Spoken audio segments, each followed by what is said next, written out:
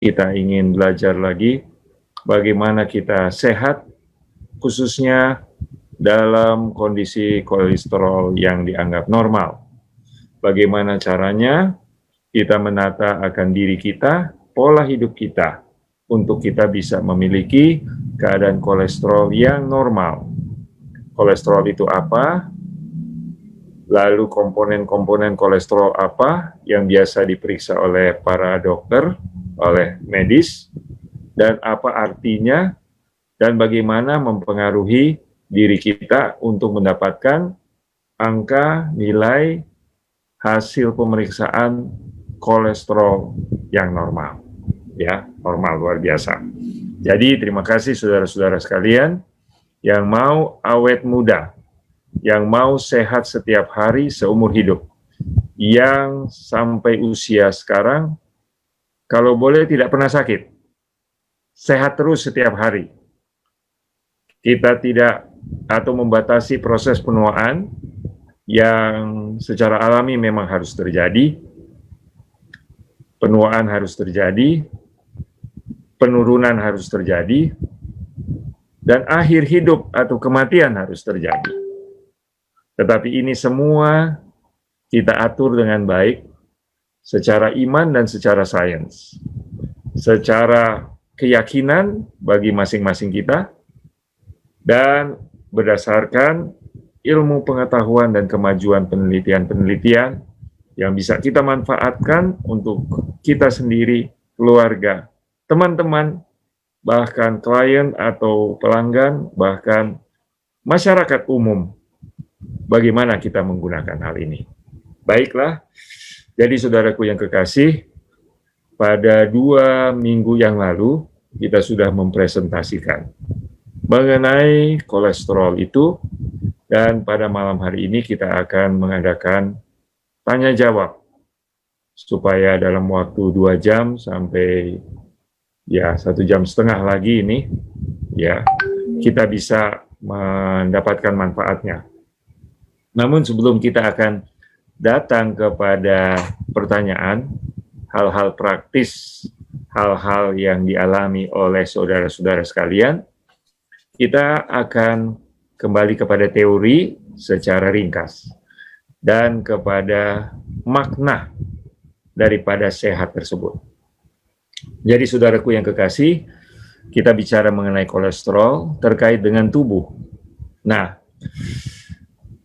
untuk saudara-saudara sekalian, baik awam dan juga profesional, kalau ada dokter dan perawat di sini, atau ada ahli gizi dan ahli teknisi laboratorium, dan lain sebagainya, saya ingin sekali untuk mengingatkan saudara untuk memahami konsep body wisdom. Kalau Pak Wawuruntu ada, Pak Wawuruntu ini membicarakan sangat-sangat mendetail, sangat-sangat baik sekali, aspek-aspek yang mendasar, bahkan biomolekuler. Ya, bukan hanya dari segi anatomi, tetapi juga dalam hal seluler, bahkan lebih kecil dari sel, yaitu molekul-molekul dan partikel-partikel kecil yang membentuk akan tubuh manusia dan membentuk komponen-komponen kehidupan di dalam diri kita. Dan saya ingin untuk mengangkat atau menyampaikan kepada saudara body wisdom, kecerdasan daripada tubuh, kepintaran daripada tubuh, intelijensia daripada tubuh, hikmat dan kebijaksanaan tubuh. Saudaraku yang kekasih, tubuh mempunyai proses untuk mengatur dirinya sendiri. Dia sudah diprogram di dalam gen, di dalam inti sel, akan ribuan fungsi-fungsi yang diturunkan dari ayah dan ibu kepada anak-anaknya. Dan ini mengatur saudara dan saya. Kapan rambut akan muncul, kumis muncul, ya, kapan menstruasi muncul, bagaimana proses melihat, mendengar, bagaimana proses pendewasaan, penuaan, dan lain sebagainya, semua di dalam tubuh ini diatur oleh tubuh sendiri, yang disebut tubuh itu tahu. Dia tahu kapan waktunya. yang sebaiknya, kapan dia harus melakukannya. Dan filosofi modern agak menyingkirkan body wisdom ini dan menyatakan bahwa tubuh ini kurang pintar, sehingga dia autoimun, dia alergi, dia serang dirinya sendiri. Padahal tidak, saudaraku. Tubuh dibekali oleh Tuhan dengan program, dia boleh tahu apa yang baik dan dia pilih yang terbaik dan dia bisa mengatur. Kapan harus bangun, kapan harus tidur, kapan harus bergerak, kapan harus istirahat. Kapan harus makan, kapan harus minum. Kapan harus demam panas, kapan harus dingin. Apa yang dibuat pada waktu panas, atau yang buat waktu dingin. Waktu kelebihan cairan, tubuh buat apa? Lalu waktu kurang cairan, untuk apa? Tubuh membutuhkan lemak. Bagaimana kalau kekurangan lemak? Bagaimana kalau kelebihan lemak? Lemak itu beberapa macam, lalu bagaimana itu bisa membuat? Saudara melihat wajah saya sekarang, saya kelihatan kurus atau gemuk. Saya punya berat badan sekarang 75 kg. Tinggi saya 175. Waktu saya mahasiswa, waktu saya SMA dan mahasiswa, berat saya 55 kilo. Kurus sekali. Ya, kurus benar. Sekarang sudah berisi. Tapi saya takut kalau sampai ke 80. Pernah kena ke 80 dan luar biasa. Kenapa? Makan nasi putih banyak-banyak. Vegetarian saya. Tetapi saya makan kue, makan es krim, coklat, lain sebagainya itu. Apakah itu racun? Itu bukan racun. Tetapi bisa menjadi racun. Bagaimanakah kita bisa mengatasi hal tersebut? Kemudian kita bicara kolesterol. Kolesterol yang normal di bawah 200, ya. Ahli penyakit dalam masih membolehkan sampai 240, 250. Di atas itu sudah pasti tinggi, 300 sudah sangat tinggi. Jadi saudaraku yang kekasih, kita bukan hanya berbicara mengenai angka saja, tapi kita harus memahami bagaimanakah molekul-molekul di dalam tubuh ini mulai berjumlah di atas daripada yang standar normal. Bagaimanakah hal itu dibuat? Nah, ini ceritanya.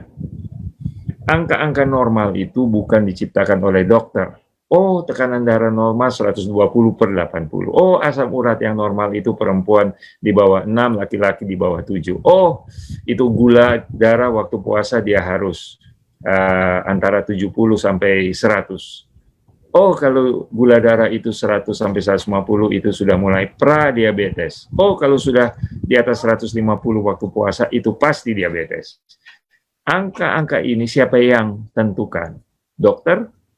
Ahli penyakit dalam? Ahli laboratorium? Body wisdom. Tubuh mengatur dirinya sendiri oleh Tuhan. Tuhan yang membuat seperti itu. Jadi saudaraku yang kolesterol itu adalah suatu lemak dari jenis-jenis lemak yang sangat dibutuhkan oleh tubuh. Kolesterol adalah bahan utama membentuk hormon laki-laki testosteron. Kolesterol adalah bahan utama untuk membuat hormon sehingga perempuan bisa menstruasi dan mempunyai sifat-sifat kewanitaan, progesteron dan estrogen. Kolesterol adalah bahan pembentuk seluruh bagian luar daripada sel hewan dan sel manusia. Semua sel mengandung kolesterol. Kolesterol digunakan untuk membentuk bagian-bagian tubuh dan membuat kita juga baik selain lemak-lemak yang lainnya. Jadi saudaraku yang kekasih, bila mana saudara makan dengan baik, mengasup kolesterol dengan baik, maka kolesterol saudara akan baik, ya. Dan tubuh akan tahu mengaturnya dalam keadaan baik. Jadi di dalam tubuh ini kolesterol dibentuk oleh tubuh sendiri, tidak perlu ditambah dengan kolesterol luar. Di dalam makanan hanya hewani yang mengandung kolesterol. Yang tumbuhan tidak mengandung kolesterol kecuali fitosterol. Dan itu bukan kolesterol, tidak sama dengan kolesterol yang biasa. Kolesterol ini 70% dihasilkan liver, 30% dihasilkan dari makanan. Itu dianggap masih normal.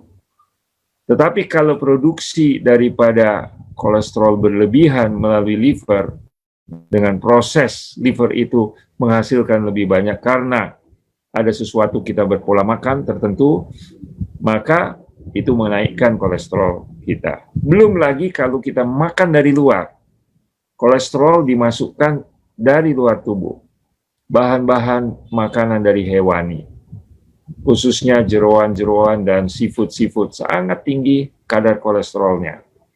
Jadi itu akan menambah akan kondisi daripada kolesterol dalam tubuh. Kolesterol kan bagus. Kenapa kolesterol tidak bagus? Kolesterol tidak bagus terutama terhadap proses namanya aterosklerosis, pengerasan perlemakan daripada dinding pembuluh darah. Dinding pembuluh darah itu bulat, lapisan paling dalamnya hanya satu sel, lapis namanya intima. Intima ini mempunyai fungsi yang sangat penting, menghasilkan nitric oxide NO yang bisa membuat pembuluh darah melemas dan tekanan darah bisa turun. Dia bisa mencegah daripada proses aterosklerosis dan lain sebagainya. Ya, jadi kolesterol bila mana kita memeriksanya dan sudah cukup tinggi, maka yang kita membayangkan proses yang terjadi di dalam pembuluh darah. Nah, saudaraku yang kekasih, mengapa kita perlu check up dan mengapa kita periksa darah, kolesterol, asam urat, dan gula darah? Sebelum penyakit itu muncul, secara makro, dia sudah terjadi secara mikro. Jadi orang itu tidak tahu kalau dia diabetes, dia tidak tahu kalau dia encok, dia tidak tahu kalau dia akan serangan jantung, tetapi dengan memeriksa beberapa kadar daripada bahan-bahan kimia dalam tubuh, maka sudah bisa meramalkan, boleh menentukan status kesehatan. Kolesterol di atas 250 tinggi, di atas 300 sangat tinggi sekali. Dan apa bahayanya? Kolesterol yang berlebihan akan menyebabkan perlemakan atau penimbunan lemak pembuluh darah.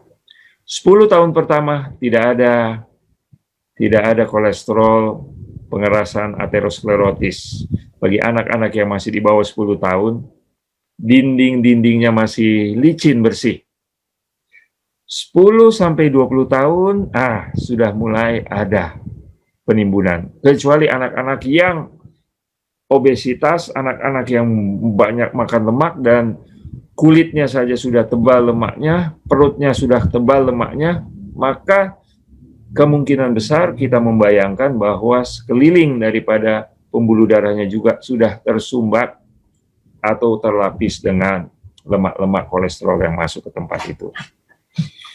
20-30 lemak kolesterol itu bagi orang yang mengkonsumsinya dengan segitu banyak dan terjadi kerusakan dinding, maka kolesterol sudah pasti akan terjadi di usia 20-30 dan 30-40 sudah mulai terjadi. 40-50 sudah ada, saya sudah umur 50 sudah pasti, 60 itu sudah semakin tebal kalau memang makan terus. Dengan berat badan bertambah, lemak tubuh bertambah, kalau kita pegang kulit kita, kalau kita pegang pipi kita, ya, kita punya bagian perut, ada kandungan, kemungkinan besar bahwa kolesterol di dalam pembuluh darah itu sudah menyempitkannya. Tekanan darah bisa naik, dan kemudian juga terjadi aliran darah yang kurang lancar, dan bisa tersumbat, terjadilah serangan jantung atau stroke oleh karena kolesterol hal tersebut. Orang-orang yang suka mengkonsumsi, kalau kita mengkonsumsi vegetarian, sangat pada umumnya kolesterol itu terkontrol. Salah satu cara adalah makan mentah-mentah, ya, makan segar dan mentah. Tetapi kalau pola kita makan, pola makan modern, saudara boleh lihat, kandungan kolesterolnya tinggi. donat-donat, gorengan-gorengan, steak, sate, waduh, dan belum lagi jeroan, belum lagi susu, es krim, ya, kue-kue, napulatein, ya, kue dengan ini, telur, waduh, kuning telur itu 250 gram kolesterolnya. Itu maksimum kebutuhan asupan luar kepada tubuh. Jadi kalau kita makan dengan ditambah ini, tambah itu, nah kalau vegetarian makan telur sekali-sekali itu masih terkontrol atau jumlahnya belum sangat berlebihan. Tapi jika orang itu pemakan daging yang banyak, lalu suka makanan yang diproses-proses, maka kemungkinan bahwa asupan kolesterolnya itu akan bertambah banyak.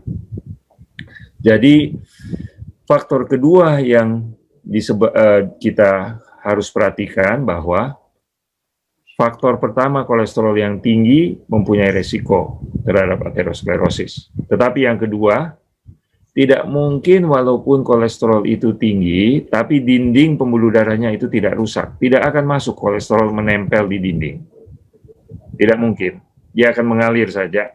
Dan dia di liver, dia dirombak lagi oleh liver. Tetapi bila mana darah asam, bila mana oksidasi terjadi, radikal-radikal bebas banyak, kita minum soda, kita kurang tidur, kita bekerja terus pembakaran, terjadilah keasaman di dalam darah dan lain sebagainya, terjadilah luka-luka lecet pada endotel bagian dalam intima daripada pembuluh darah atau lapisan paling dalam, dan di situ mulai masuklah molekul kolesterol itu dan kemudian menumpuk, menebal, dan akhirnya terjadi penyumbatan di otak ataupun di jantung. Walaupun seluruh pembuluh darah di tubuh boleh mengalami perlemakan, tetapi yang paling sering membahayakan hidup adalah di otak dengan stroke dan di jantung dengan serangan jantung koroner. Lalu bagaimanakah kolesterol yang sudah menumpuk dari tiap 10 tahun dia bertambah, tiap 10 tahun bertambah, itu boleh dinetralisir atau dibersihkan adalah ambil bundur lalu mulai gosok semuanya ya. Dan bundur yang terbaik adalah makan makanan yang rendah lemak, yang tinggi vitamin dan serat, buah dan sayur. Hati-hati makan karbohidrat, protein dan lemak. Makan secukupnya. Kecuali kita makan protein, lemak dan karbohidrat dari tumbuh-tumbuhan ya. Bahwa kolesterol kita kemungkinan besar sangat bisa dikontrol. Jadi saudaraku yang kekasih, kita mulai memahami bahwa tubuh mempunyai cara mengatur dirinya sendiri.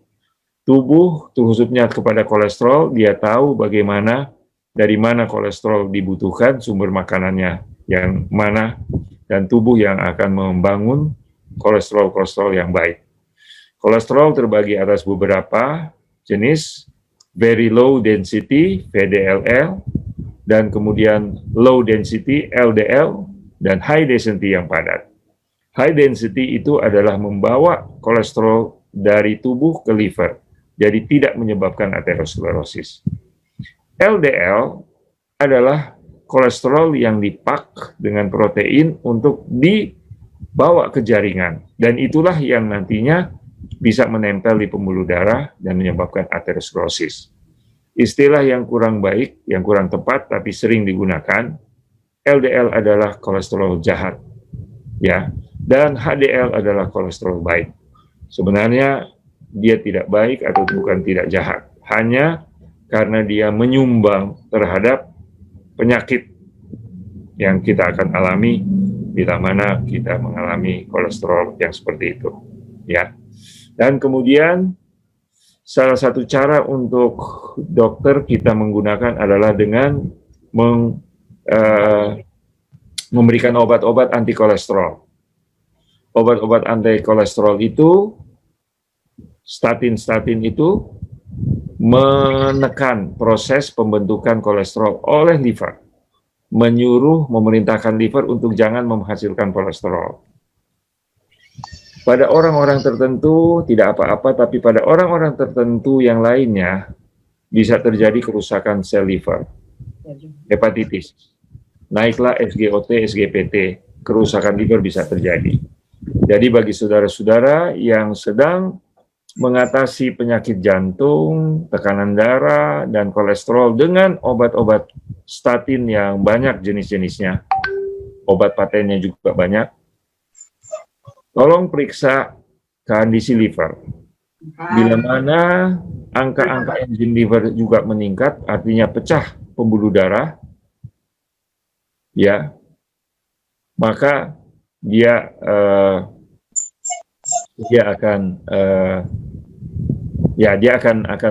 mengganggu seperti itu ya. Nah, baik.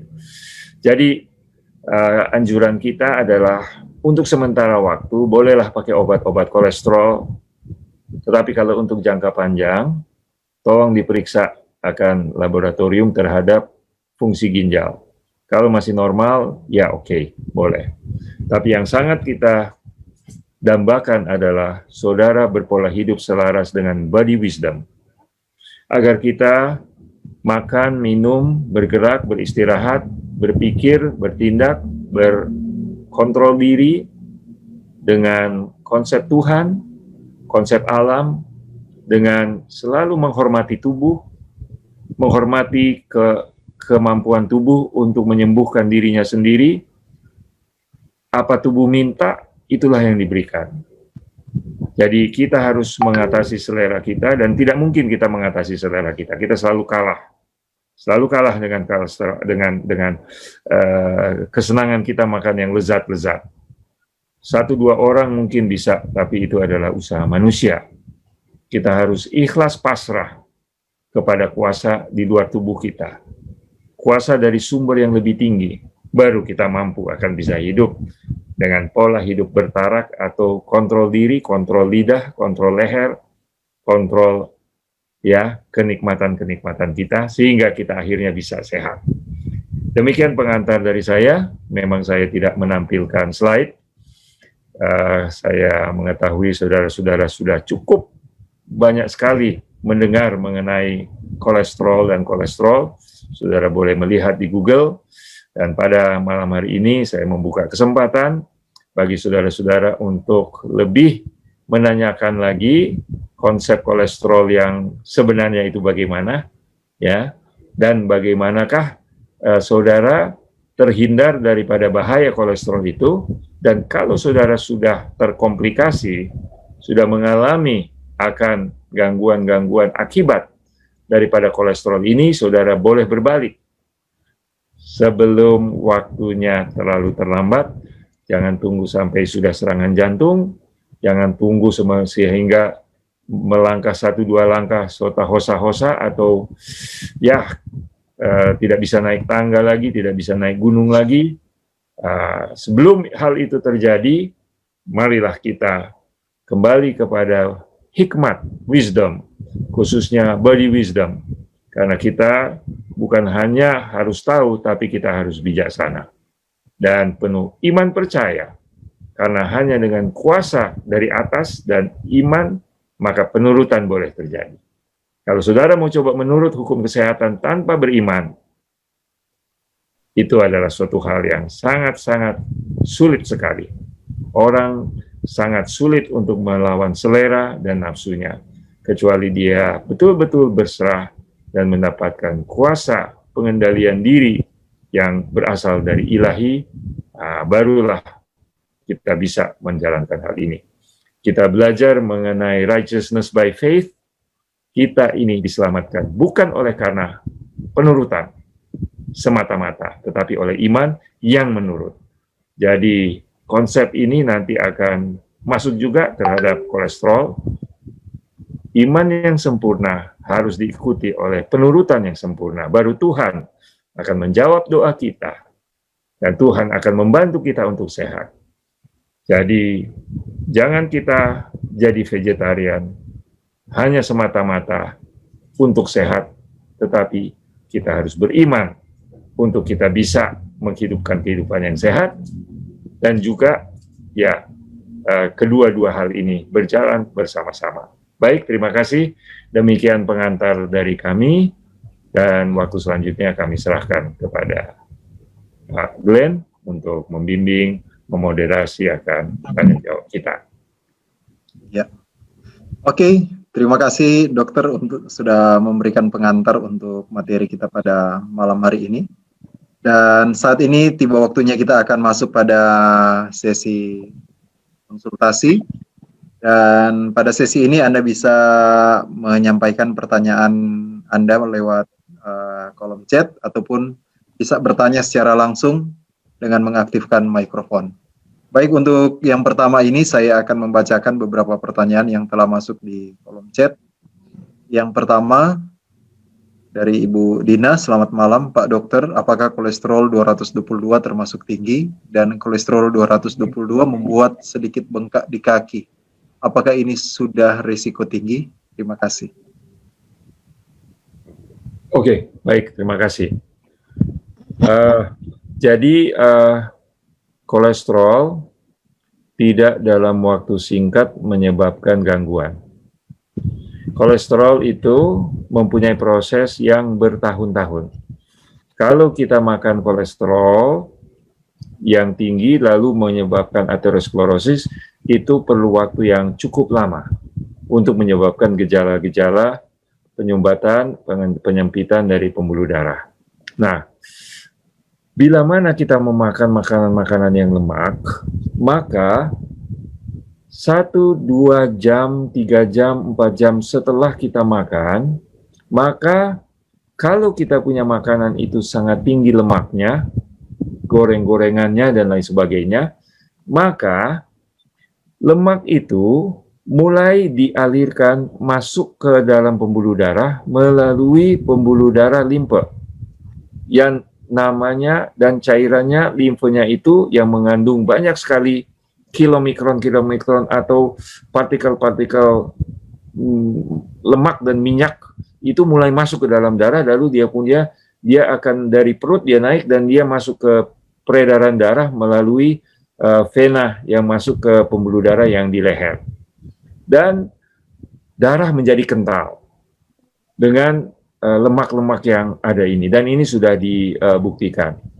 Bahkan diambil darah lalu dikocok di centrifuge dan kelihatan bedanya darah yang encer pada waktu tidak memakan makanan, khususnya makanan yang berlemak tinggi, dan pada saat makan makanan lemak yang tinggi. Bahkan ada yang namanya Chinese Restaurant Syndrome. Orang itu pergi ke restoran dengan memakan makanan yang lezat-lezat, yang banyak dia punya lemak, ya begitu gorengnya luar biasa, dan dia punya kolesterol dan lain sebagainya. Setelah pulang, tidur, tahu-tahu kena stroke, tahu-tahu kena serangan jantung. Jadi ada istilah lain adalah pengentalan darah. Pengentalan darah, sekali lagi pertanyaannya, obat apa sih untuk pengentalan darah?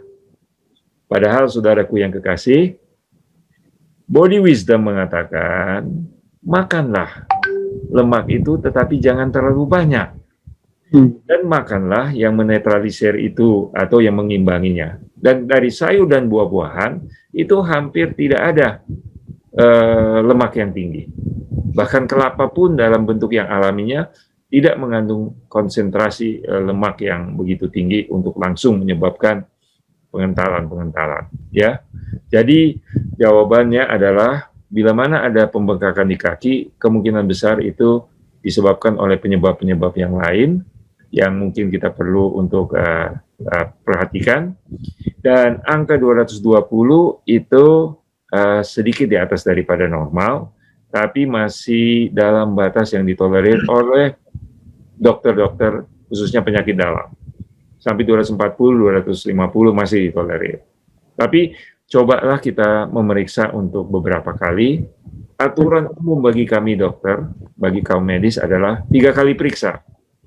Kalau periksa pertama 220, siapa tahu pemeriksaan kedua itu normal, ya. Jadi siapa tahu pemeriksaan kedua dia 180. Pemeriksaan ketiga mungkin cuma 170, ternyata 220, ditambah 2 yang lain kita bisa mendapatkan gambarannya. Tapi kalau kita periksa pertama 220, periksa kedua 220, pemeriksaan ketiga 220. Nah, kita bisa mengetahui bahwa trendnya adalah menetap.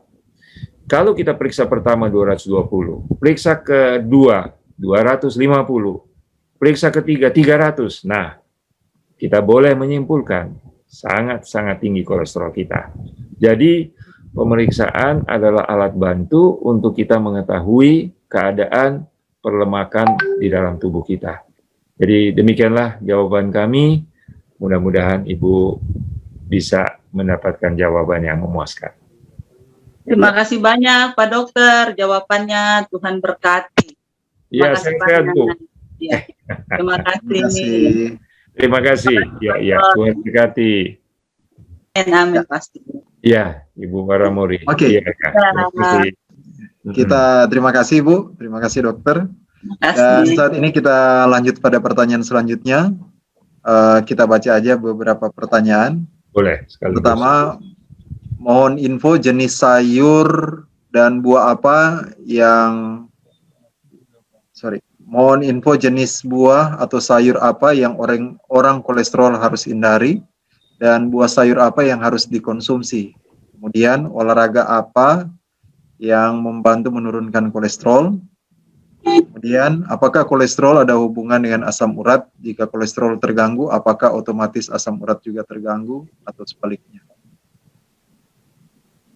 Oke, baiklah ya. Saya coba menjawab beberapa pertanyaan sekaligus, asam urat, kolesterol, gula darah, dan lain-lainnya ya. Baik, jadi saudaraku yang kekasih, kolesterol kalau dia diproduksi oleh tubuh sendiri tidak bermasalah, karena tubuh akan menyesuaikan dengan kebutuhannya. Yang menjadi masalah, kalau kita makan daging, dan makan dagingnya banyak sekali, apalagi daging yang berlemak tinggi, bagi daging babi, daging daripada jeroan-jeroan, hati, otak, ya, dan seafood, kerang, udang, kepiting, ya, dan hal-hal seperti itu, ya.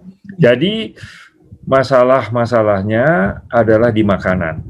Jadi terutama kolesterol itu paling pola makan yang paling harus diperhatikan di dalam hal ini. Dan juga ada pertanyaan mengenai gerak badan, ya. Jadi gerak badan mana yang bagus? Semua jenis gerak badan itu bagus untuk membakar energi, dan tentunya energi akan membakar pertama gula. Dan bila mana gula itu sudah terbakar, itu juga akan membantu pembakaran daripada lemak yang berikutnya. Terakhir protein yang dibakar. Tiga bahan organik ini menghasilkan energi, tetapi gula dibakar duluan, lemak dibakar berikutnya, dan protein atau otot kita, bagian tubuh kita terbakar. Di ini jadi kita kurus kalau kita terlalu banyak dalam olahraga. Tetapi yang menjadi hal utama di sini adalah makanan. Makanan sayur dan buah tidak ada yang mengandung kolesterol. Jadi mungkin yang menyumbang agak tinggi mungkin durian. Ya, durian. Kalau avokat, lemaknya itu sangat-sangat baik. Lemak daripada alpukat itu sangat-sangat baik.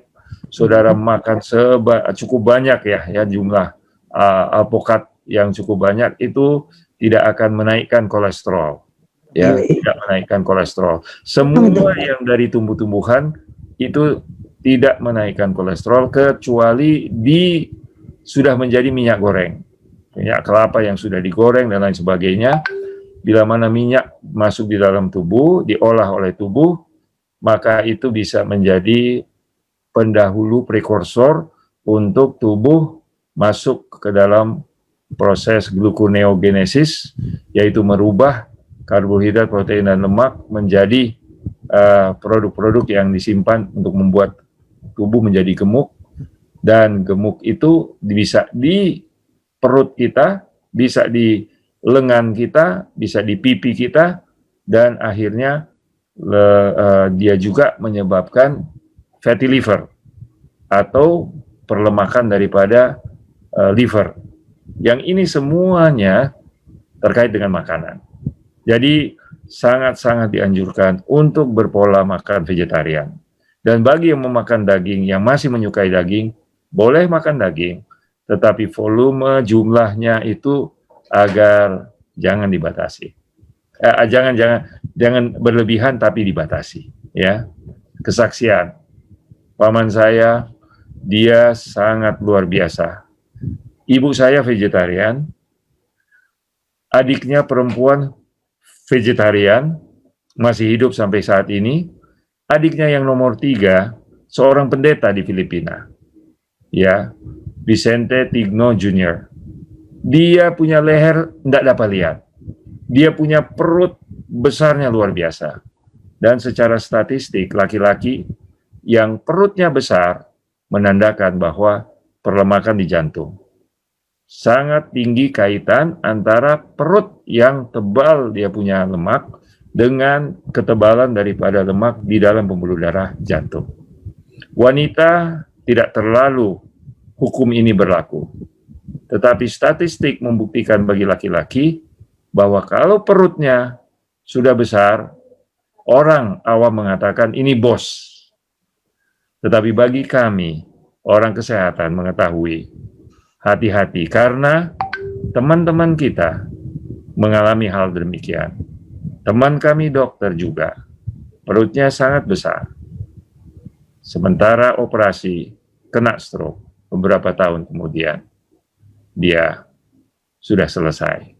Dan saya punya paman, sudah gemuk begitu, suka makan, dan makan yang enak-enak. Lalu satu malam dia pergi makan di restoran, dia makan rusuk, ribs. Waduh, sangat-sangat sedap masakan yang dari rusuk itu. Lemak daripada sumsum itu luar biasa. Ya, sumsum itu tinggi kadar daripada lemaknya. Tengah malam dia mengalami stroke.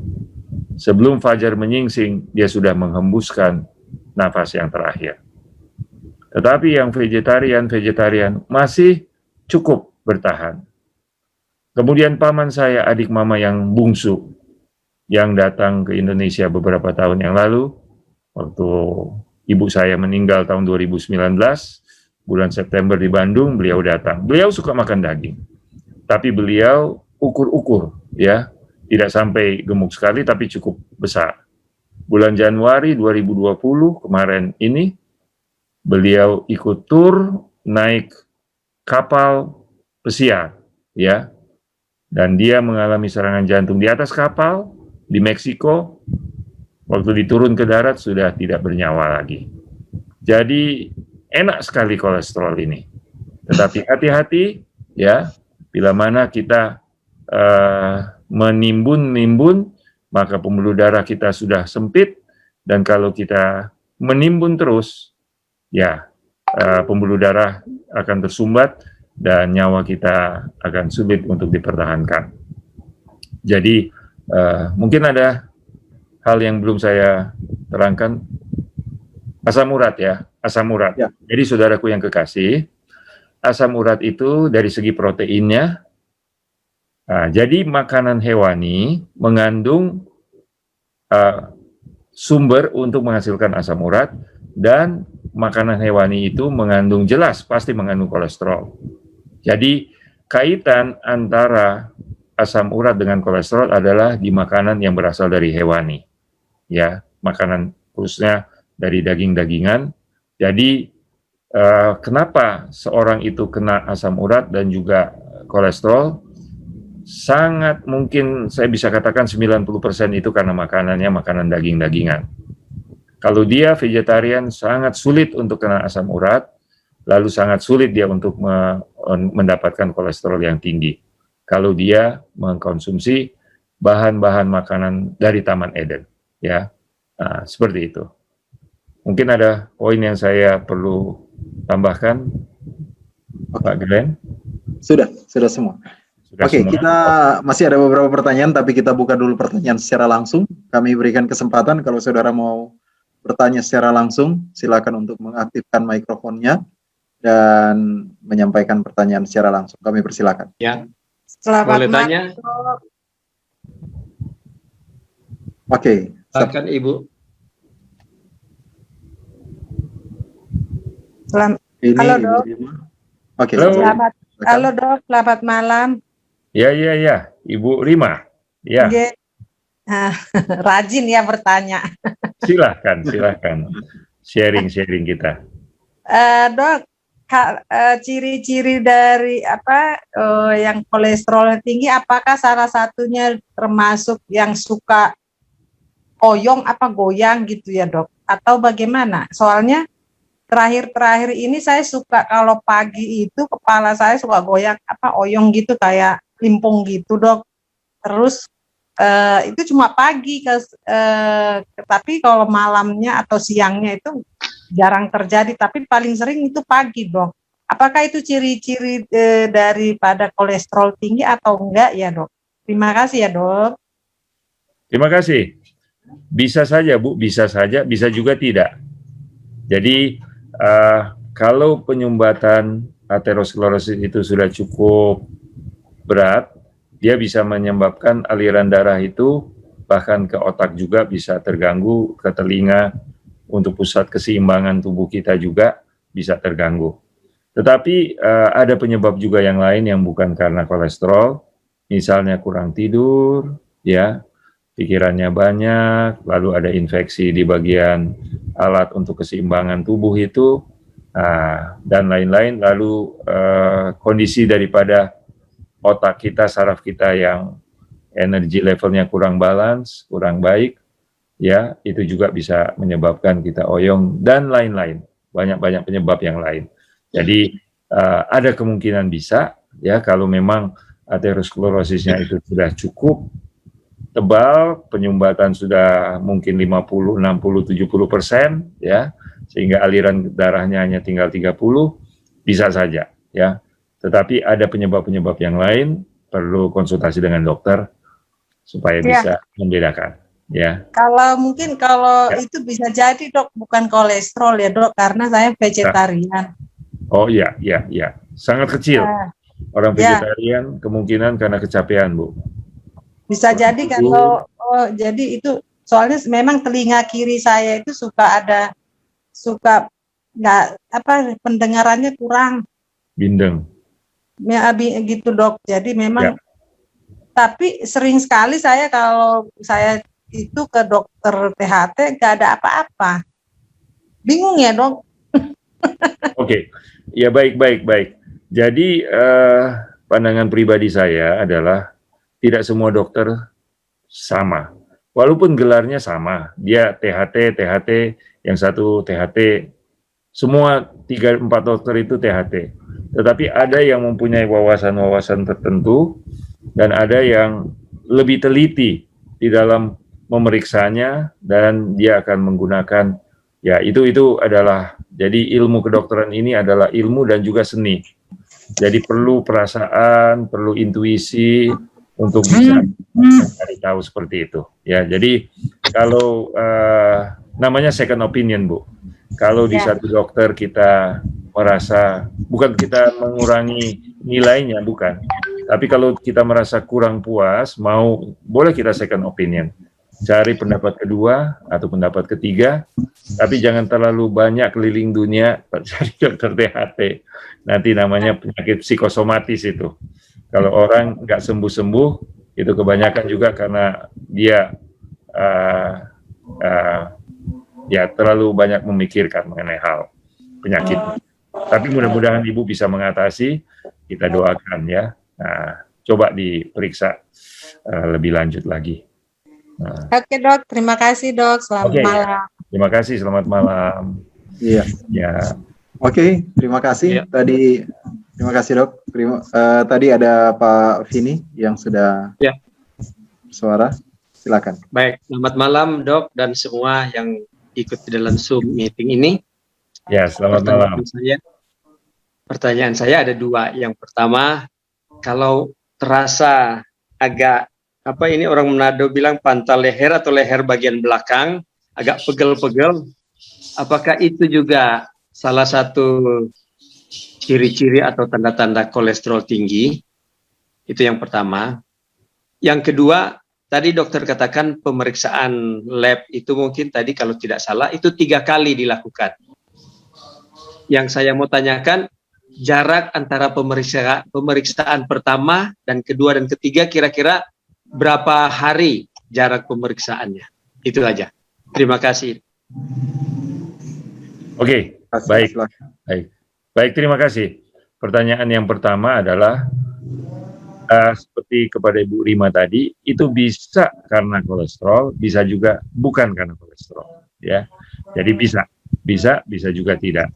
Tapi kalau orang vegetarian, kolesterolnya biasanya tidak tinggi dan ini. Tapi kalau kita bermakan yang ini bisa menyebabkannya. Tetapi penyebab-penyebab yang lain, ya, karena kita letih, capek, otot-otot di bagian leher, juga tekanan darah juga kalau naik juga bisa menyebabkan hal tersebut. Tergantung pekerjaan kita juga.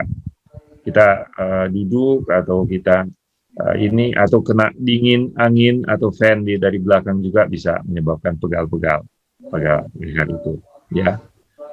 Kemudian berapa sering untuk memeriksakan kolesterol kita ini?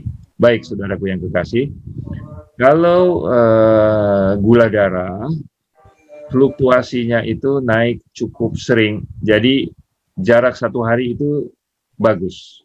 Untuk memeriksa gula darah, kita periksa 1-2 hari, jaraknya lebih singkat, lebih bisa.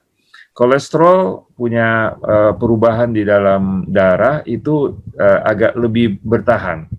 Jadi mungkin kalau inginkan itu boleh dalam jangka beberapa hari atau 1 minggu atau 1 bulan. Untuk memeriksanya, ya, bagaimana seperti itu. Jadi untuk pemeriksaan kolesterol boleh beberapa kali kalau masih untuk memastikannya. Namun dokter pada umumnya akan memeriksa beberapa hal. Kalau mau pemeriksaannya lebih teliti, selain daripada lebih sering, kita bisa memeriksakan lengkap. Jadi kolesterol total, HDL, LDL, trigliserida. Kalau keempat angka ini kepada 4 indikator ini diperiksa, maka dokter tidak perlu periksa kolesterol berulang-ulang, tetapi sudah bisa cukup yakin. Dokter bisa yakin 90% masalahnya di sini. Dengan memeriksa 4 hal tersebut. Dan ada pemeriksaan-pemeriksaan yang lain lagi, yang Pak Pauruntu sudah ini, adik saya di Guam memperkenalkan, namanya biometrics. Jadi biometrics ini bukan hanya memeriksa yang biasa, tetapi vitamin D-nya, kalsiumnya, vitamin-vitamin, mineral-mineral, dan protein-protein, lemak-lemak yang lainnya, itu ada juga pemeriksaannya. Harganya $500 dengan 38 indikator. Jadi untuk memeriksa kesehatan kita boleh memeriksa 3 hal tersebut atau pemeriksaan yang lain, dan biasanya kalau medical check up itu 1, 2, 3 juta ya. Itu sudah lengkap sekali dengan tumor markernya, kita bisa tahu kondisi kita. Tetapi dengan pemeriksaan yang tradisional, hanya kolesterol, kalau kita periksa 3 kali, itu bisa kita buat. Tapi kalau mau lebih bagus, periksalah 4 itu. Mungkin harganya sampai beberapa ratus ribu dengan 4 pemeriksaan, trigliserida, HDL, LDL, dan kolesterol total. Nah, kita boleh mengetahui akan kondisi akan kolesterol kita. Ya, demikian. Terima kasih. Baik, terima kasih dok. Ya. Terima kasih dok. Baik, kita pergi ke pertanyaan yang ada di angkat tangan. Iya dokter. Oh ya. Satu lagi. Ya. Iya, saya mau tanya aja dokter. Tanggal kurang lebih 13 April dilakukan pemeriksaan kolesterol total, LDL, HDL, dan trigliserida. Mantap. Ya, ternyata hasilnya kolesterol total itu 216, kolesterol LDL-nya 118, sedangkan HDL sama trigliserida itu semuanya normal, batas normal. Ya. Artinya di bawah yang nilai rujukannya itu masih ditepati. Nah, apakah sudah boleh itu apakah ada obat-obatan atau apa? Atau harus menggunakan obatan dari hasil yang kolesterol total dan LDL itu, Dok? Oke, baik Bu, baik. Jadi masih ringan ya, masih ringan kolesterolnya, ketinggian lemaknya untuk hal tersebut. Kalau bagi saya, kalau kondisi masih ringan seperti itu, saya lebih suka untuk pakai cara natural, mengatur makan kita. Kalau dia sudah 300 kolesterolnya, bolehlah dipercepat penurunannya dengan memakai obat statin itu. Ya, simvastatin dan lain sebagainya. Oke, jadi itu masih artinya diet dan olahraga masih bisa ya, Dok ya? Sangat bisa. Iya. Sangat bisa. Oke, iya. Kalau misalnya waktu bulan Oktober tahun lalu, itu kan sudah 6 bulan sampai ke kemarin April ya, Dok? Iya. Waktu itu hasil pemeriksaan kolesterolnya 227. Jadi kan udah turun tuh. Nah, kemudian LDL-nya juga turun dari 120 jadi 118 sekarang itu. Jadi masih tetap dilakukan diet dan olahraga cukup ya, Dok ya? Oh iya. Itu masih dalam batas yang lumayan ya. Masih baik ya.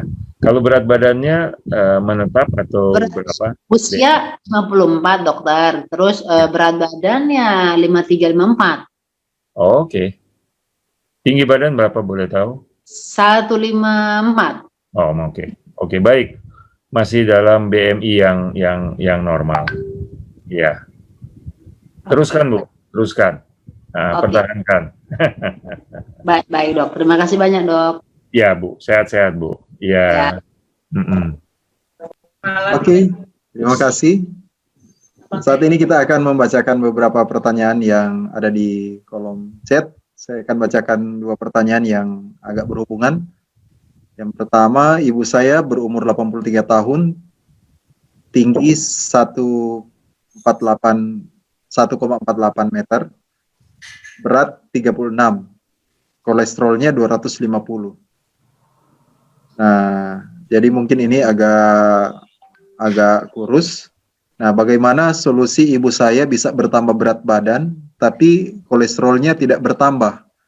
Karena ibu saya suka makan ikan goreng, saus, atau ikan bakar. Kemudian pertanyaan yang berikut yang agak sama, apakah ikan mas dan ikan mujair mengandung kolesterol tinggi? Karena saya suka makan keduanya.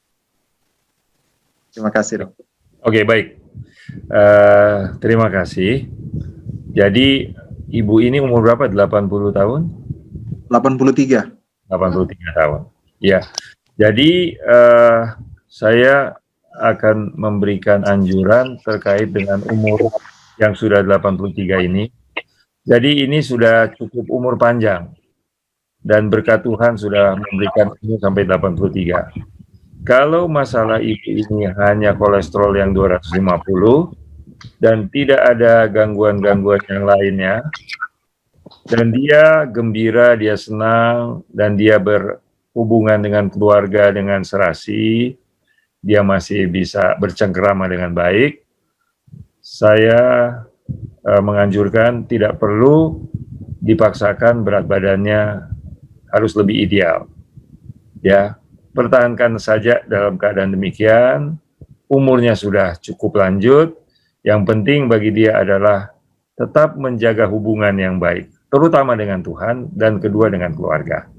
Jadi kalau dia tidak ada masalah-masalah yang lain, ya kolesterolnya hanya 250 saja, dan berat badannya seperti yang telah disampaikan tadi, dan tubuhnya memang tidak terlalu tinggi, ini sudah cukup lumayan bagi beliau, kalau tidak ada gejala lain. Karena biasanya usia begini sudah mengeluh osteoporosis, osteoartritis, sakit-sakit sini, sakit-sakit sana, luar biasa. Tapi kalau dia masih energetik, ataupun dia tidak terlalu energetik, tapi dia masih bisa berjalan keluar rumah, ya ke gereja misalnya, wah itu sudah sangat luar biasa ya.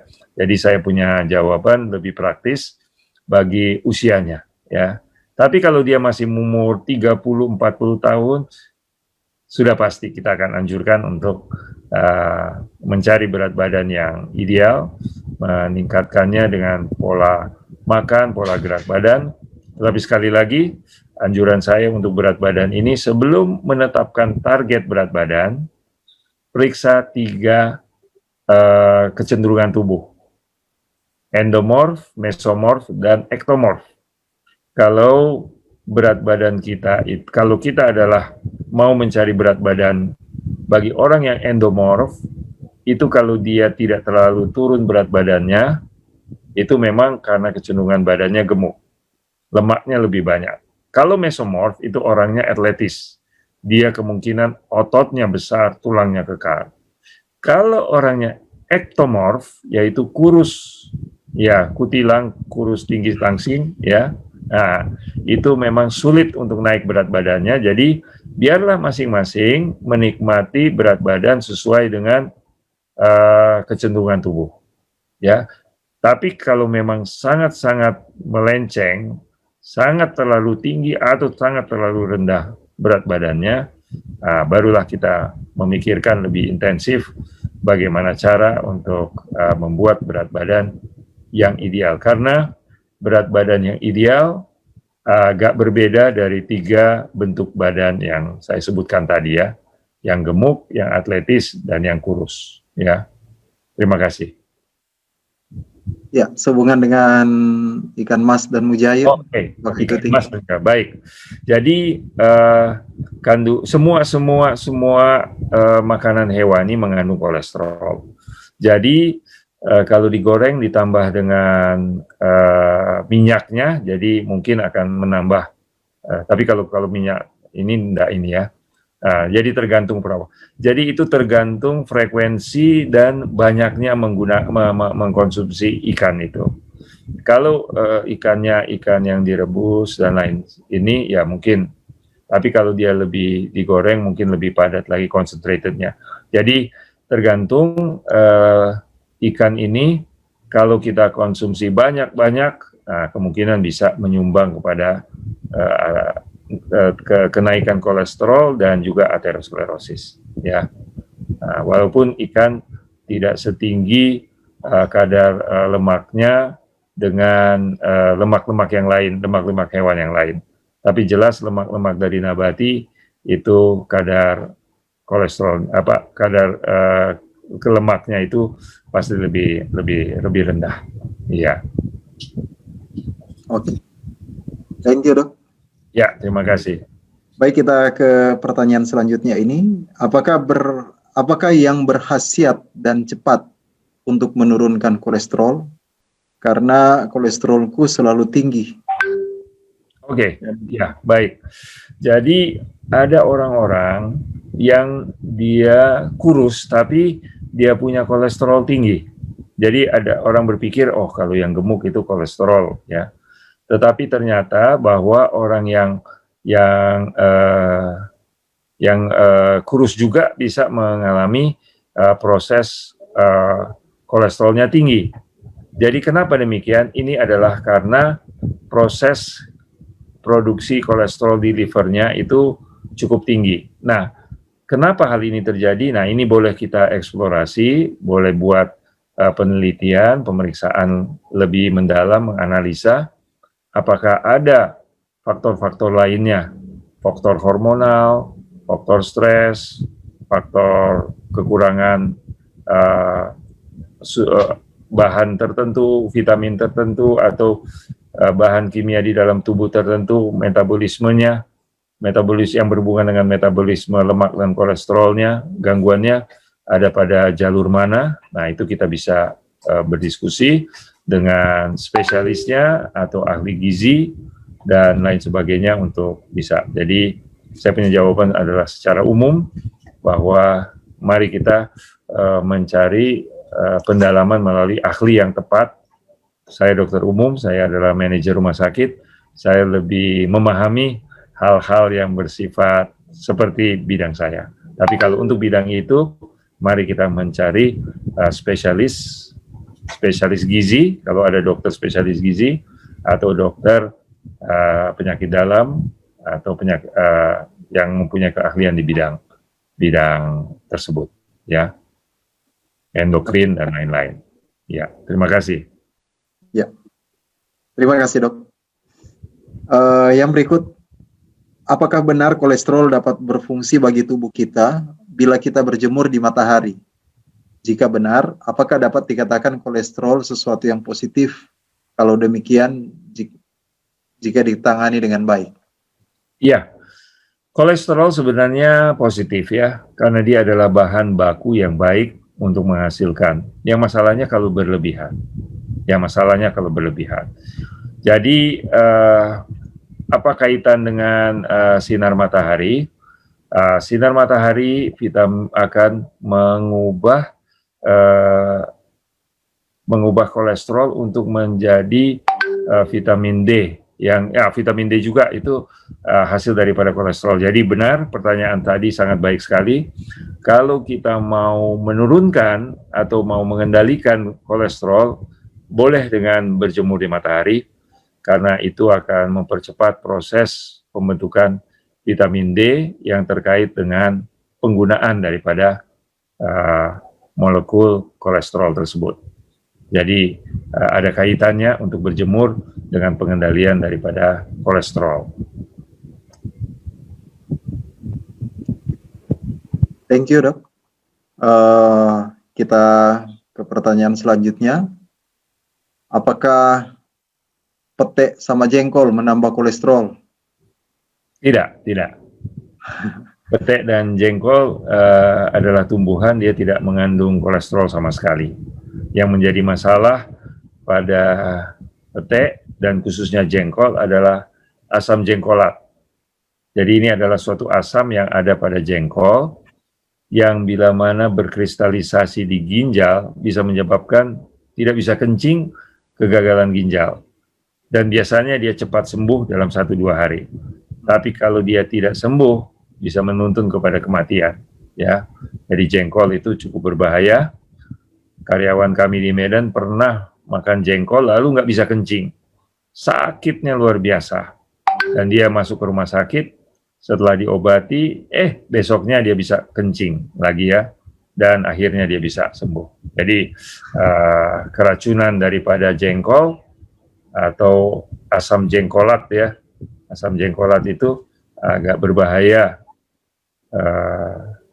Saya nggak tahu apakah karena dia juga makan daging, lalu makan jengkol sampai terjadi kristalisasi daripada asam jengkolat di dalam ginjalnya, ya. Oke, tapi tumbuh-tumbuhan tidak ada kolesterol, sama sekali tidak ada. Tumbuhan apapun juga ada kolesterol. Mungkin kalau dimakan sama ikan asin ya. Mungkin dengan ikan kalau ada masuk atau dengan telur. Kuning telur itu pasti kolesterol. Oke, terima kasih. Pertanyaan selanjutnya, apakah autoimun ada hubungannya dengan kolesterol? Saya dinyatakan autoimun kulit gatal-gatal, tapi kolesterol saya bagus, dok. Oke, baik. Jadi ini dua hal yang berbeda. Kolesterol itu di jalur daripada lemak, sedangkan autoimun ini lebih kepada hal-hal yang bersifat protein. Protein-protein asing atau makan daging-dagingan, makan udang, makan ikan, makan apa saja yang merupakan protein yang bukan dari tubuh sendiri. Itu bisa menyebabkan gangguan hipersensitivitas, alergi, dan akhirnya autoimun.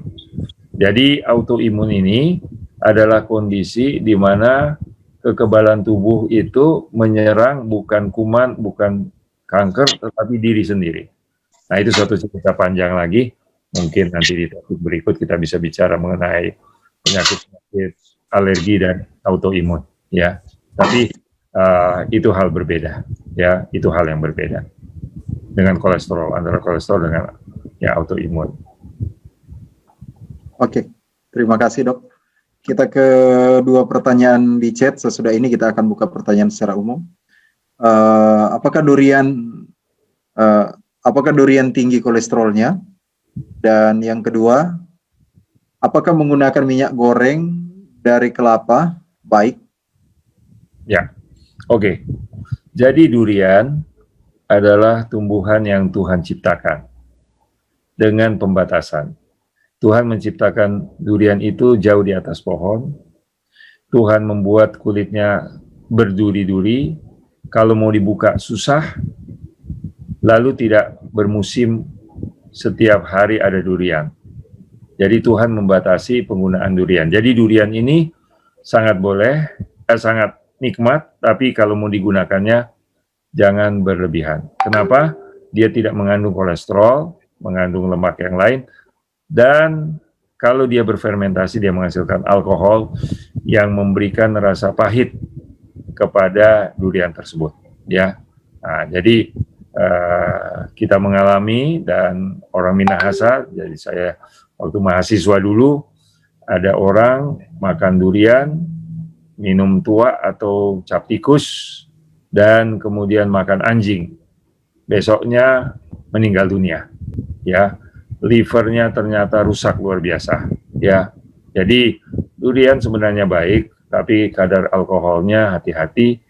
Kalau ditambah lagi dengan alkohol yang konsentrasinya sangat tinggi, dan makan lagi makanan yang sedap-sedap itu ya. Jadi durian sendiri itu baik ya, dan digunakan dalam bentuk yang baik.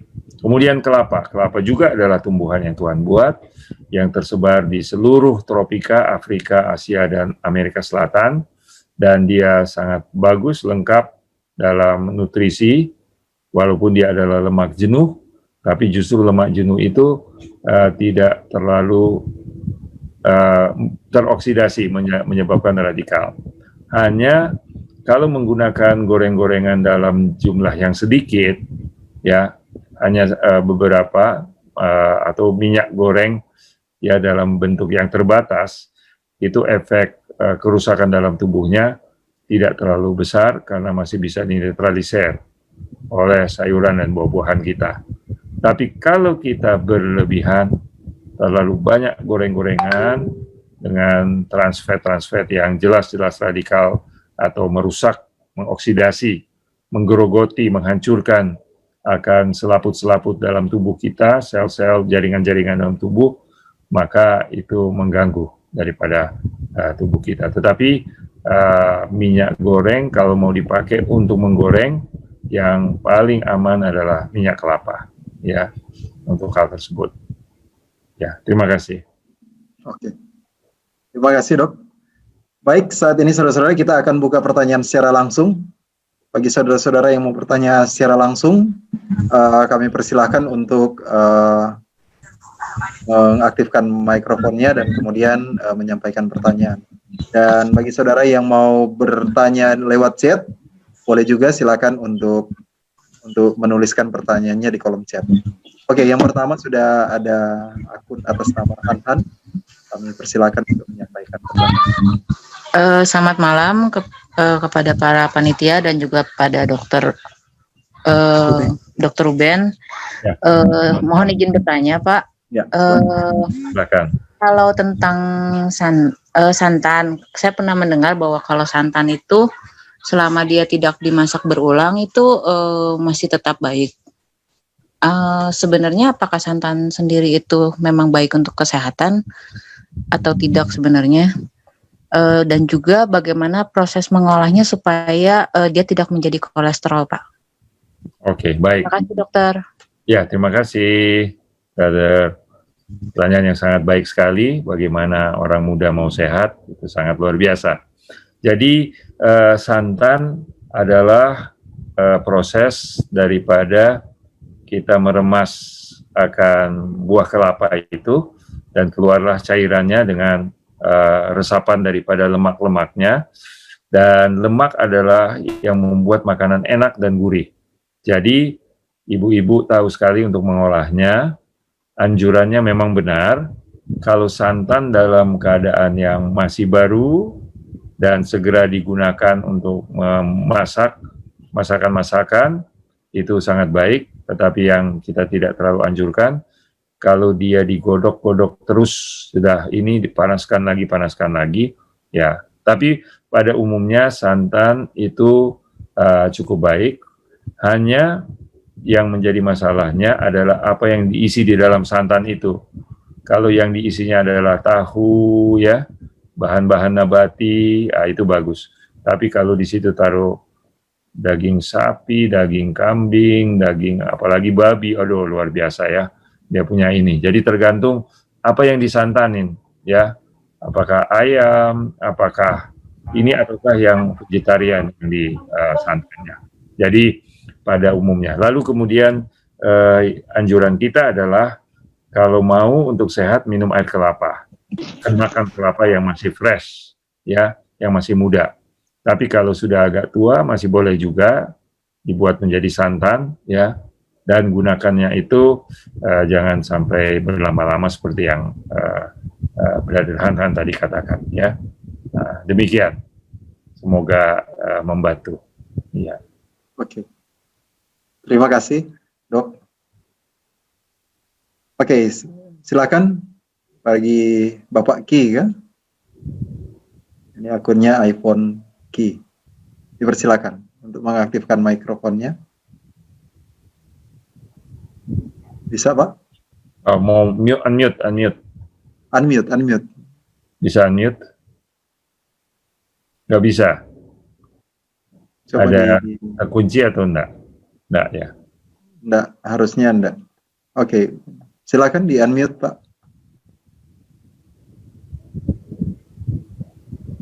Bisa? Coba lagi.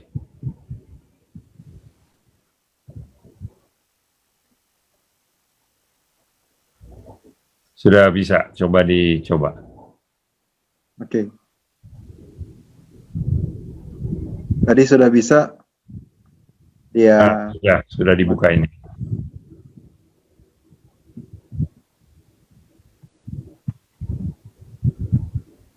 Oke, coba kita gunakan cara yang ini. Oke, coba dicoba sekali lagi, Pak.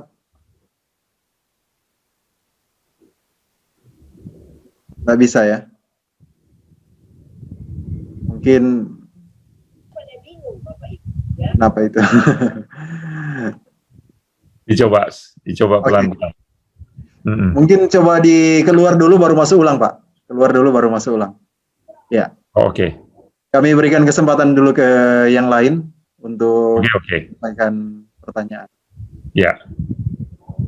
Nah, silakan mengaktifkan mikrofon dan menyampaikan pertanyaan. Sekali lagi dong, Dok, saya. Ya, silakan. Boleh. Bu Rima. Ya, ini saya banyak lihat kasus orang vegetarian, tapi kolesterolnya tinggi, Dok. Lalu dia kena ada complicated lah, ada hipertensi lah, dan kawan-kawan gitu. Bagaimana ya, Dok? Kok bisa gitu, Dok? Apakah seperti yang tadi kata dokter, menurut pengalaman dokter kan, dokter dulu vegetarian tapi makan enak, es krim apa bagaimana? Ya. Apakah itu langsung menjadikan dia sakit atau ada step by step, atau dosa masa lalu, masih sebelum dia vegetarian mungkin dia makan daging. Oh.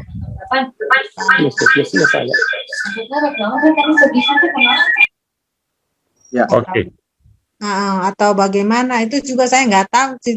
Tapi banyak yang saya lihat kasus orang vegetarian, tapi ya itu tadi ada kolesterol, ada hipertensi dan kawan-kawannya. Terima kasih, Dok. Ya, terima kasih. Ya memang vegetarian bisa juga vegetarian yang tidak sehat. Jadi vegetarian adalah membatasi daging-dagingan, hewan-hewani.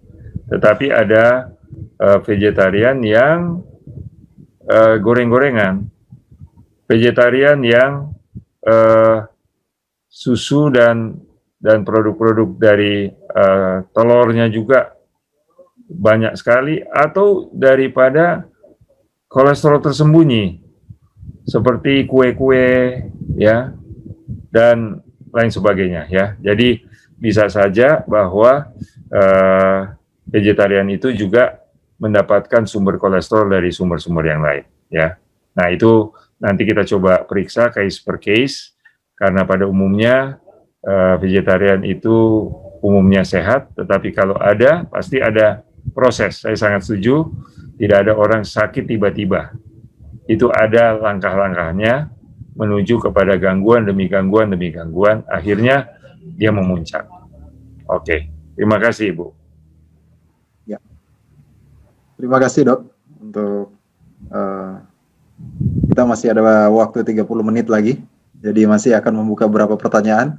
Silakan Bapak Agus untuk mengaktifkan. Ya. Malam Dok. Sudah iya, bisa. ya. Selamat malam. Ya. Selamat malam Pastor. Ya. Ini menyambung yang tadi istri itu istri Pak Dokter. Itu kan permasalahannya tuh sekarang tuh kulit daripada istri itu bercak-bercak merah, Dokter. Itu penanganannya harus gimana ya, Dok ya? Nah, gitu. Di unmute Dok. Lagi di mute. Ya. Oh ya, sorry. Oke. Terima kasih Pak Agus dan Ibu Ki. Ya. Jadi merah di kulit itu bisa berhubungan dengan darah yang merembes atau pembuluh darah yang melebar atau peradangan. Kalau dia nyembul ke atas lalu gatal, itu biasanya karena peradangan, infeksi dan gangguan-gangguan. Ya, dia ada endapan-endapan di kulitnya. Kalau dia rata, lalu merah, itu bisa karena pembuluh darahnya yang melebar. Kalau dia sampai warna biru dan lain sebagainya, itu bisa karena pecahnya pembuluh darah dan darah itu merembes di bawah kulit. Jadi, boleh saya tanya, merahnya itu seperti apa atau dia punya gambarannya? Bintik-bintik, Dok. Bintik-bintik menyembul keluar, iya. Dan dia keluar. Seberapa besar dia punya seperti jerawat atau kecil-kecil sih, Dok. Oh, kecil-kecil ya? Iya. Apa gatal? Gatal ya. Kita udah pakai salep sinolon pernah. Okay. Terus pakai Movacort. Oke.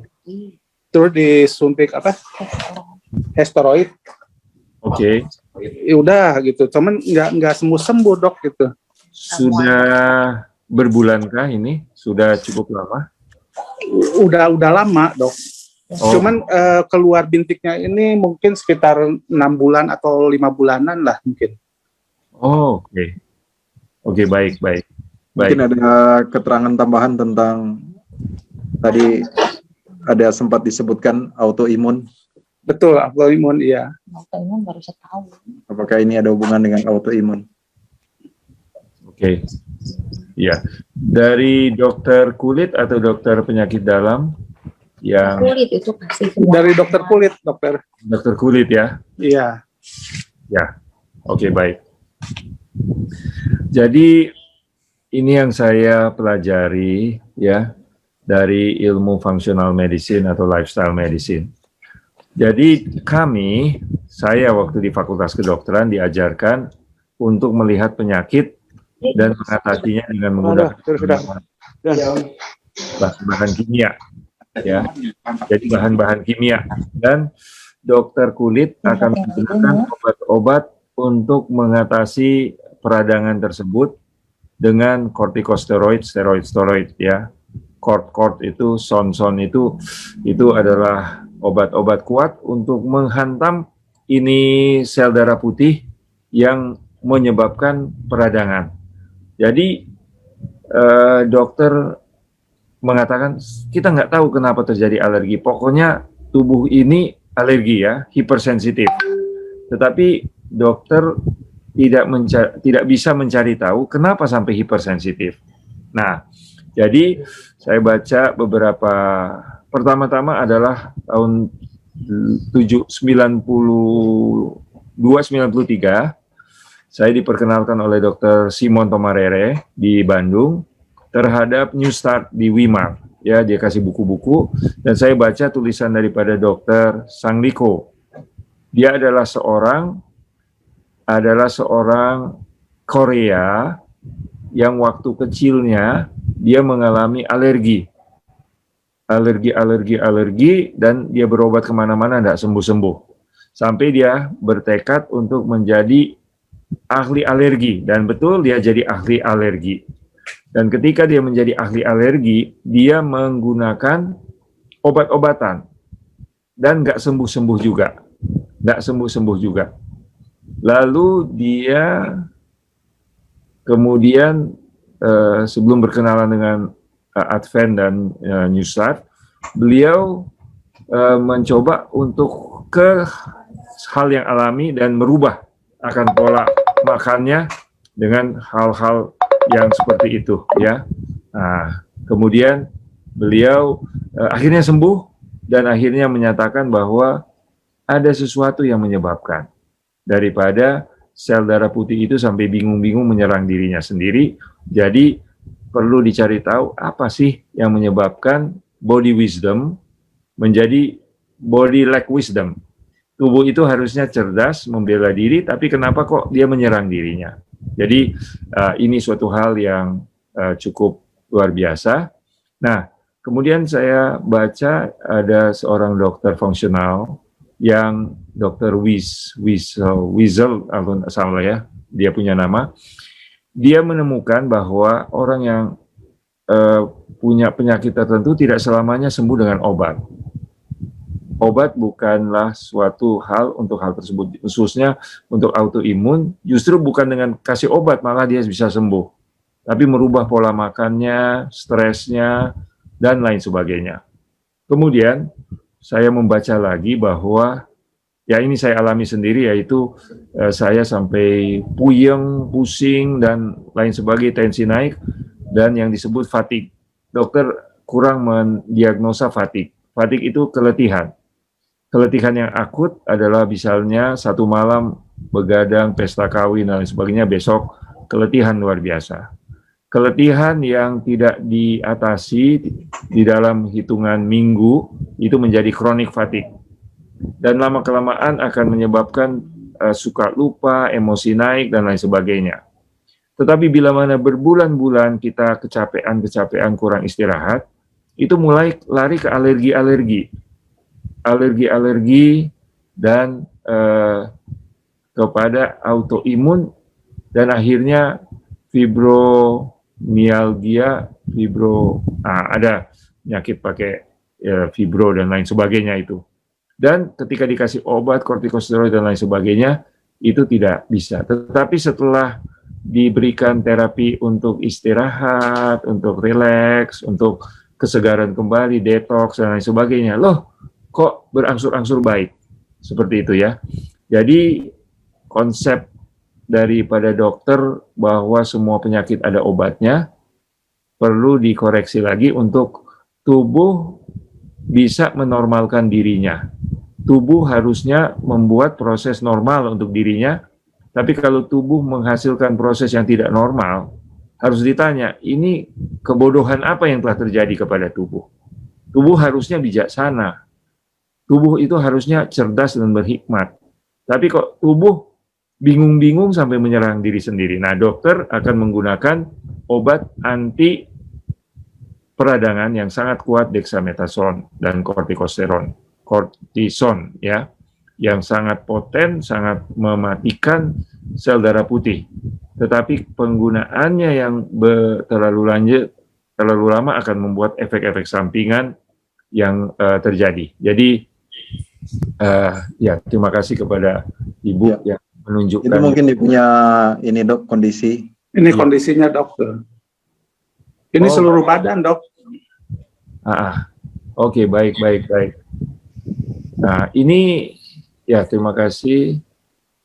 Jadi bentol-bentol dan dia punya ini ya, kelihatannya.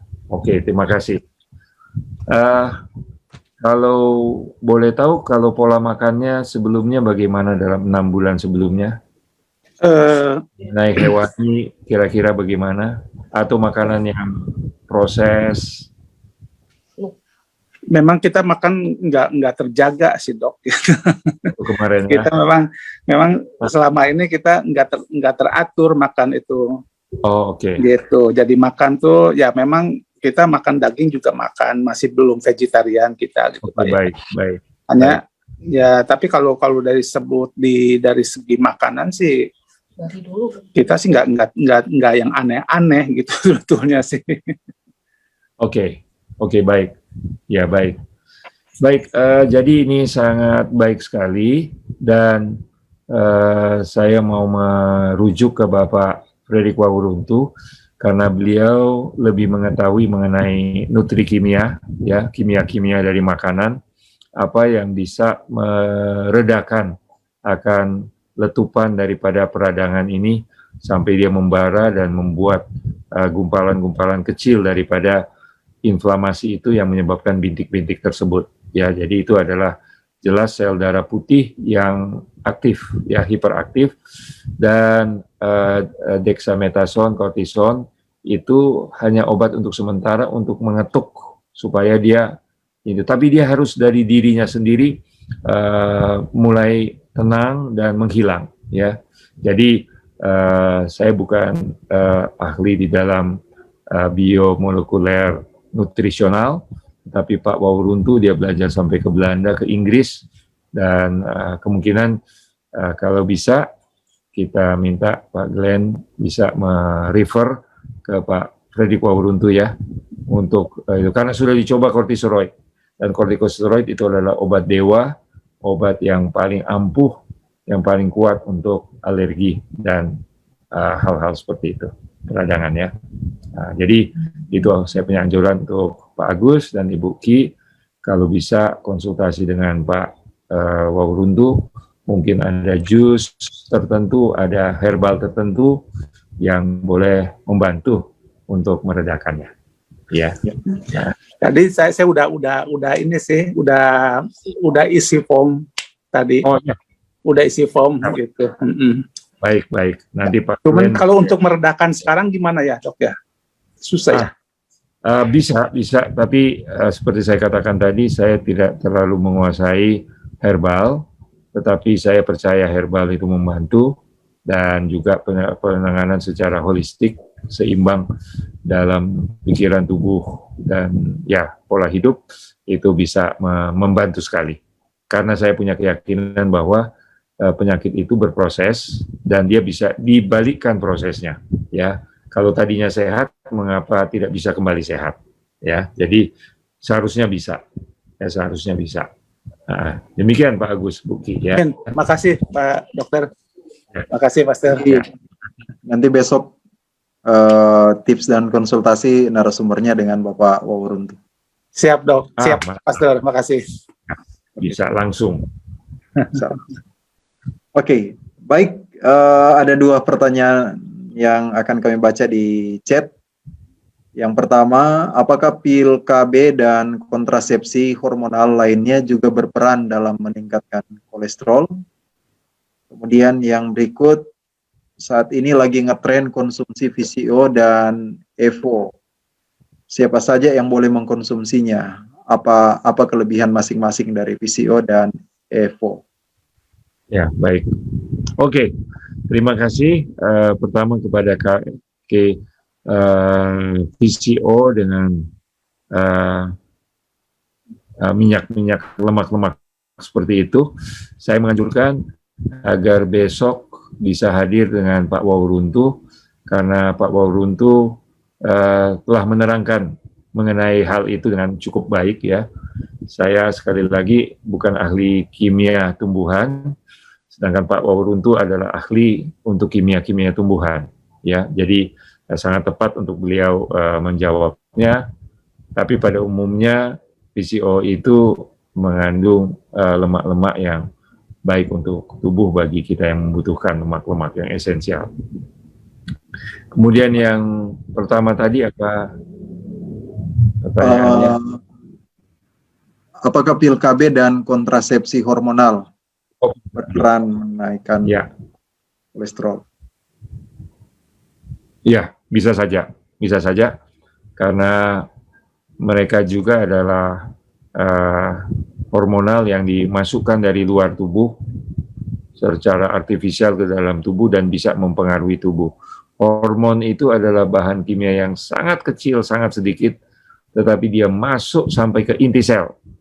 Jadi dia bisa mempengaruhi, bahkan bisa menjadi kanker kalau rangsangan itu bisa sampai terlalu merangsang, itu bisa hal tersebut. Orang kanker payudara itu karena hormon estrogen. Sudah terbukti bahwa orang-orang dengan estrogen reseptor payudara dengan estrogen yang berlebihan itu bisa ada kaitannya. Apakah estrogen itu terkait dengan konsumsi daging-dagingan? Saya tidak tahu, tapi jelas bahwa estrogen yang dimasukkan dari luar itu harus berhati-hati, setiap kita harus kontrol karena dia masuk sampai ke inti sel. Dan inti sel itu adalah pusat daripada informasi, perintah-perintah daripada tubuh, pusat komando dari segala-galanya ada di situ. Ya, demikian. Jadi harus lebih berhati-hati. Iya. Terima kasih, Dok. Kita ke pertanyaan selanjutnya. Bagaimana kalau sayur dan buah dibuat menjadi salad? Apakah bagus juga untuk kesehatan? Masih bagus. Bagus. Kalau kita membuat salad itu tidak memasak, tidak dipanaskan, itu hanya mencampur bahan-bahan mentah yang penting bersih, ya, dengan bahan-bahan yang campurannya biasanya salad, ya, seledri, selada air dan tomat, timun, dan lain sebagainya. Ya, itu sangat baik. Untuk kolesterol sangat baik. Salad, gado-gado, karedok, ya masih lumayan itu. Ya. Mungkin dressingnya kali bagus. Ya. Oke. Baik, kita pergi ke pertanyaan selanjutnya. Apakah penyakit autoimun bisa sembuh? Oke. Kalau tanya kepada dokter konvensional akan geleng-geleng kepala dan mengatakan itu akan menetap. Tetapi selalu dokter katakan ada kesempatan untuk bisa sembuh. Nah, saya kembali kepada rumus bangunnya bahwa alergi atau radang itu Tuhan yang buat. Sel-sel darah putih, antibodi dengan sitokin, bahan-bahan kimia yang begitu banyak untuk menyerang musuh, kanker, virus, bakteri, cacing, dan bentuk-bentuk protein asing lainnya itu memang ada. Kenapa sampai dia menyerang tubuhnya sendiri? Orang ahli yang ateis akan lari ke evolusi. Oh, coba lihat dalam sejarah kita dari monyet menjadi ini. Tetapi kalau kita yang mempunyai filosofi ketuhanan, bahwa Tuhan yang mencipta akan makanan tumbuh-tumbuhan adalah makanan yang pertama, kemudian sayur-sayuran dan lain sebagainya, kita akan berkeyakinan, berpendapat, berkonsep bahwa autoimun ini ada sesuatu yang terjadi dan seharusnya itu bisa dinormalkan. Ya, bila mana kita coba kembali kepada yang mula-mula. Dan saya anjurkan besok boleh tanya kepada Pak Wauruntu, beliau mendalami mengenai penyakit-penyakit autoimun dan pengobatan terkait dengan herbal dan nutri kimia, ya, kimia daripada tumbuhan. Terima kasih. Baik, kita masuk pada pertanyaan yang terakhir di chat.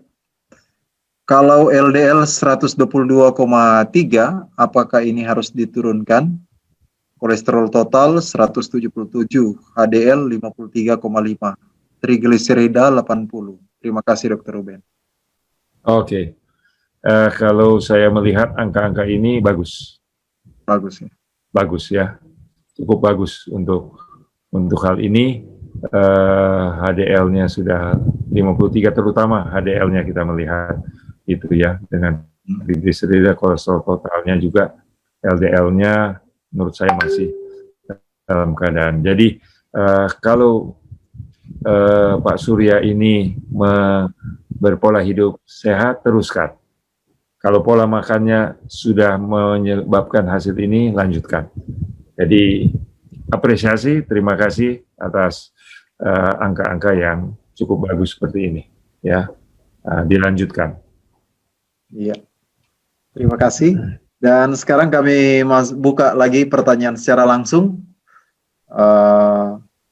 Dipersilakan kepada saudara-saudara yang mau menyampaikan pertanyaan secara langsung untuk mengaktifkan mikrofonnya dan menanyakan pertanyaan. Dipersilakan. Silakan.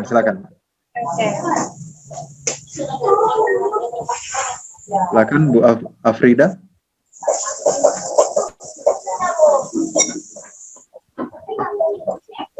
Yang lain?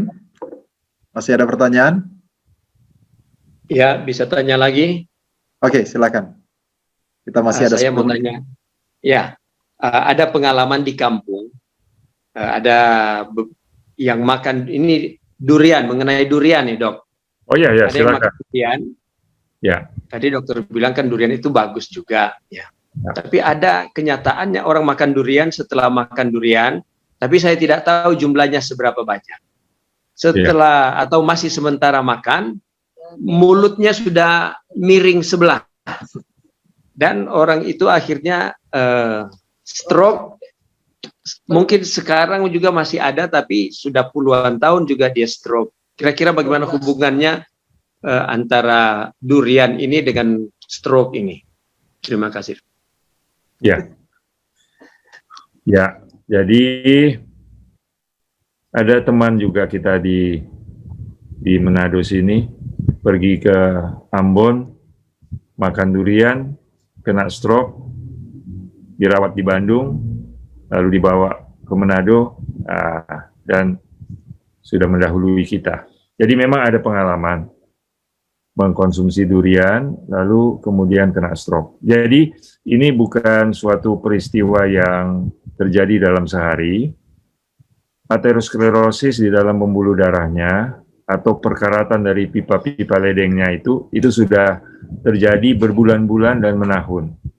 Jadi proses penuaan, degenerasi di dalam pembuluh darah itu sudah terjadi. Hanya perlu suatu momen pemicu, suatu keadaan yang menghasilkan alkohol yang meningkat dan mungkin menyebabkan tekanan darahnya juga naik, dan kerapuhan yang sudah terjadi, pembuluh darahnya itu sudah rapuh, sudah ada endapan kolesterol dan mungkin kapur dan lain sebagainya, itu sudah menipis, tinggal tunggu waktunya ada pemicu dia tos pecah atau ada gumpalan yang melekat dan menempel dan menutup, memblokir akan hal tersebut. Ya, jadi penyakit adalah suatu proses di mana gangguan terhadap proses aliran darah, hal-hal yang menyebabkan kehidupan itu terhambat, terstop, akhirnya kehidupan tidak bisa dipertahankan oleh karena kebutuhan daripada tubuh itu terhalangi. Ya, jadi terima kasih atas sharing hal tersebut karena hal itu bersifat gitu. Jadi ya baik makan durian, tapi kalau keadaan tubuh itu sudah degeneratif, nah sebaiknya kita batasi. Terima kasih Pak Vini. Oke. Ya, terima kasih Dok. Terima kasih Dok. Keluarga Agus sudah angkat tangan sekali lagi. Silakan. Saudara mau tanya Dok sebentar.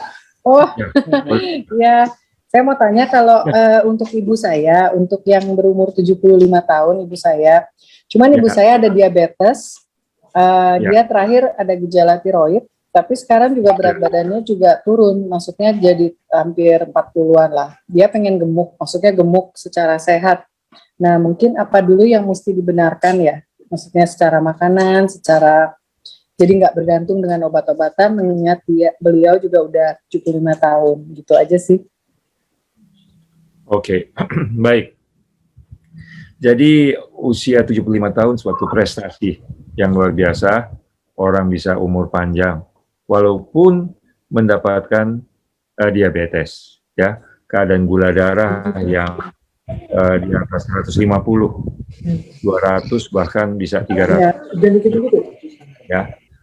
Jadi anjuran saya adalah bahwa untuk yang paling penting dijaga adalah diabetes ini dengan komplikasinya. Kalau di usia 75 ini belum ada gangguan mata atau katarak atau kebutaan, kalau di usia 75 ini ginjalnya belum sampai terjadi peningkatan daripada ureum dan kreatininnya, kalau di usia yang lanjut ini maka komplikasi-komplikasi yang lainnya tidak muncul, itu sangat bagus dan pertahankan.